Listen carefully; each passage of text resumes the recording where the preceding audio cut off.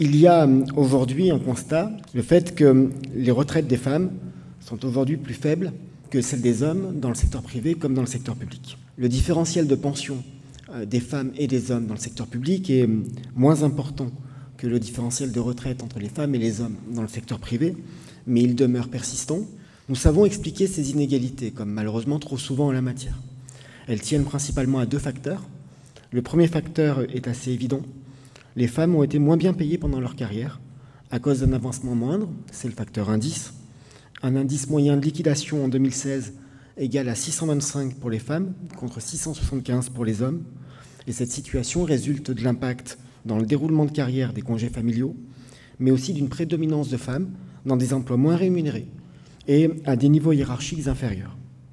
Le second facteur pour expliquer cette différence de pension tient au fait que les femmes, malgré un départ parfois plus tardif que les hommes, ont travaillé en moyenne moins longtemps du fait des interruptions de carrière et partent avec moins de trimestres cotisés, c'est le facteur durée.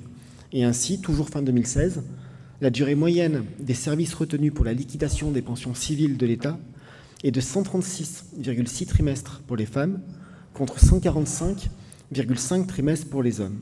L'importance de ces deux facteurs, la durée et l'indice, diffèrent selon les catégories hiérarchiques, et cela a été très bien montré dans le rapport de Françoise Descamps-Cronier, qui était tout à l'heure sur la table ronde en 2017, rapport qui a permis de souligner que le facteur indice est le plus important en catégorie A et dans une moindre mesure en catégorie C, alors que le facteur durée est celui qui pèse le plus en catégorie B. Depuis plusieurs années maintenant, les gouvernements successifs et plus largement les employeurs publics mènent une politique active de prévention et de lutte contre les inégalités entre les femmes et les hommes dans les rémunérations et les déroulements de carrière. La mise en œuvre du plan parcours professionnel, carrière et rémunération a aussi pour effet d'améliorer les rémunérations et le déroulement de carrière des femmes.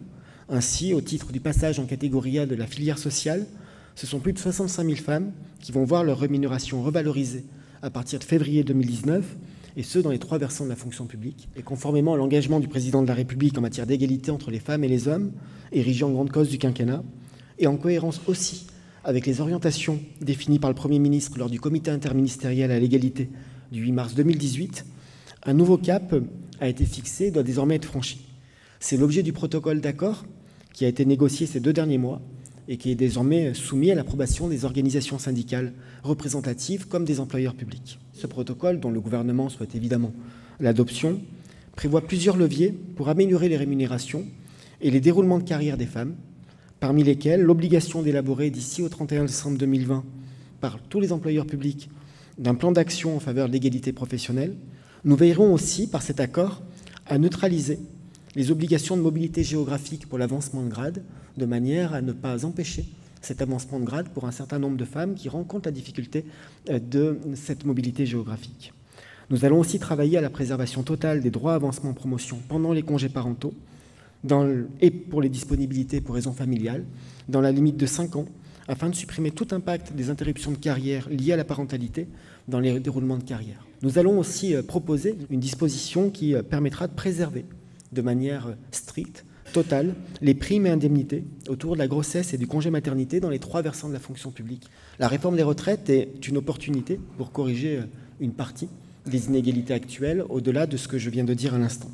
Conformément aux engagements pris par le président de la République, l'objectif de cette réforme est de renforcer l'équité entre les assurés dans le cadre d'un régime universel commun à points.